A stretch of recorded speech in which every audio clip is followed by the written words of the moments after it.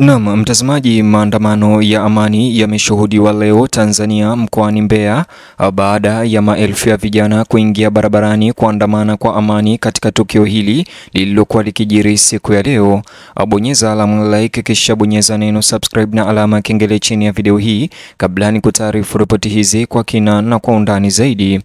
Jiji la Mbeya, Tanzania lilishuhudia siku ya simanzi na hisia baada ya mamia ya wakazi au vijana kujitokeza kwa wingi kuhudhuria mazishi ya kijana Gen Z anayedaiwa kupigwa risasi na kuuawa katika maandamano ya baada ya uchaguzi mnamo tarehe 29 Oktoba.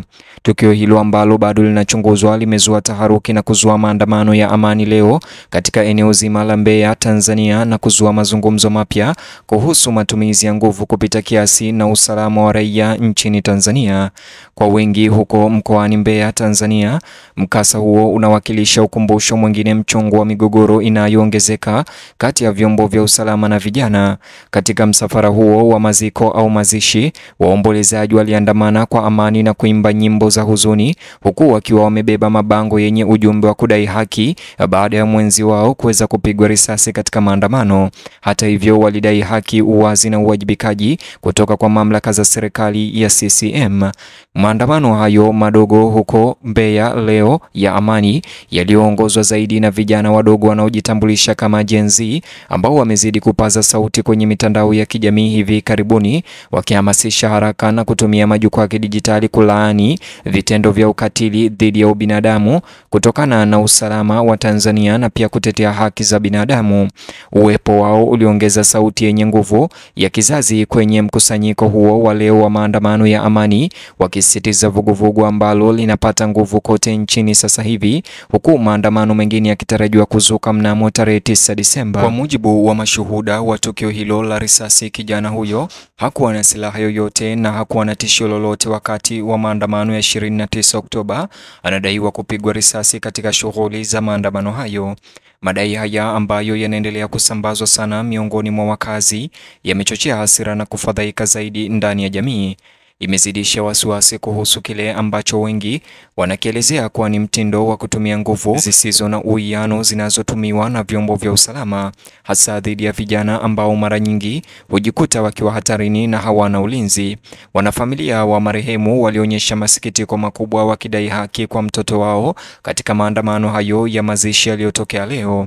Wazazi, ndugu, jamaa na marafiki wa karibu waliomboleza kwa uwazi, huku wakitoa wito kwa mamlaka kuhakikisha kuwa uchunguzi wa uwazi na uhuru unafanywa na maafisa wowote waliohusika wanakabiliwa na uzito wa sheria au kukamatwa.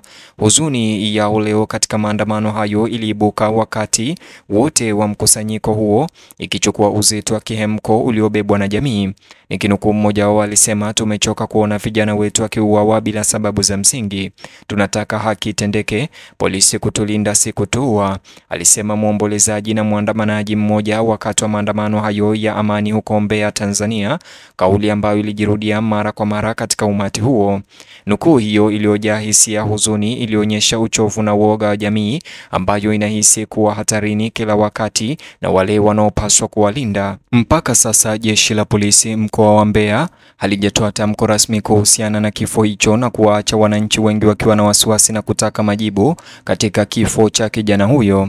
Mashirika ya kiraia na mashirika ya kutetea haki za binadamu yameongeza shinikizo na kutaka uchunguzi kamili ufanyike kuhusu mazingira yanayozunguka mauaji ya kijana huyo aliyezikwa leo na kuongozwa na maandamano.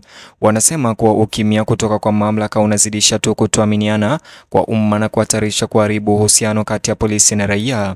Tukio hili limekuja katika wakati nyeti kwa nchi, huku Tanzania ikiendelea kukabiliwa na ongezeko la taarifa za vyombo vya ulinzi na usalama kutumia nguvu kupita kiasi dhidi ya wananchi, hasa vijana, wakati maandamano yanapozuka.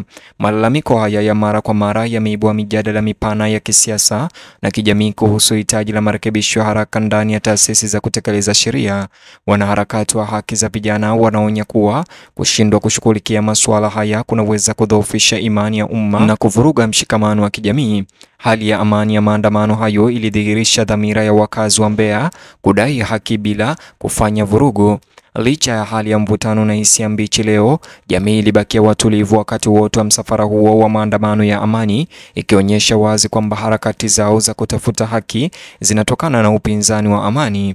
Umoja ulioratibiwa, ulioonyeshwa na waombolezaji, uliimarisha kujitolea kwao kusikilizwa, sio kuogopwa. Katika chanzo cha habari hiyo ambayo ni kituo cha habari maarufu cha mtandaoni nchini Tanzania cha Wananchi Forum, kilinukuu na kuandika hivi: Mbeya yazizima kwa maandamano ya amani katika mazishi ya jenzi aliyeuawa na polisi. Waangalizi wa mambo wamebainisha kuwa idadi ya watu waliojitokeza katika maziko hayo iliashiria vuguvugu pana ambalo limekuwa likijengwa kote Tanzania. Wito wa vizazi wa uwajibikaji, mageuzi na kuheshimu utu wa binadamu kwa washiriki wa jenzi, vijana wanaojitambulisha hivyo ambao wengi wao ni waandaaji wa maandamano hayo.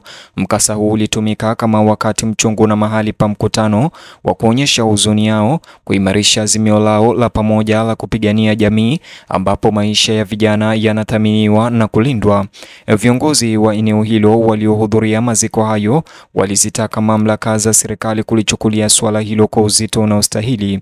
Walisitiza kwa kupuuza kesi hizo kuna hatarisha kuzusha kumradhi mivutano si tu jijini Mbeya bali taifa zima la Tanzania. Wengi walisema kuwa umefika wakati kwa Tanzania kukabiliana na hali ya kutisha vifo vinavyohusiana na maandamano ambapo polisi wanadaiwa kuhusika zaidi. Hata hivyo, viongozi wa kidini katika hafla hiyo pia walitoa wasiwasi wao, wakitoa wito wa amani huku wakisisitiza kwa dhati kwamba haki lazima kutendeka.